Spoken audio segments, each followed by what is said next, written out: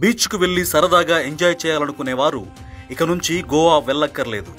ఏపీలోనే గోవా తరహా బీచ్ రూపొందనుంది. చీరాల సముద్ర తీర ప్రాంతంలో పర్యాటకాన్ని ప్రోత్సహించేలా ప్రభుత్వం చర్యలు తీసుకుంటోంది. ఈ క్రమంలోనే చీరాల బీచ్ను గోవా తరహా బీచ్గా అభివృద్ధి చేయాలని నిర్ణయించింది.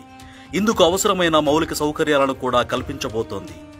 గోవా పర్యాటకాన్ని అధ్యయనం చేసి నివేదిక తయారైన తర్వాత అంతకంటే మెరుగ్గా చీరాల బీచ్కు సౌకర్యాలు కల్పిస్తారు.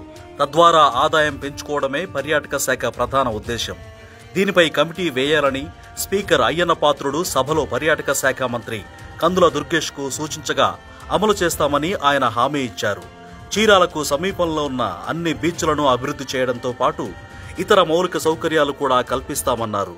ఏపీ ప్రభుత్వం 15 నెలల్లో 103 పర్యాటక ప్రాజెక్టులకు సంబంధించి ఒప్పందాలు కుదుర్చుకుంది. 10,600 కోట్ల పెట్టుబడులను ఆకర్షించింది.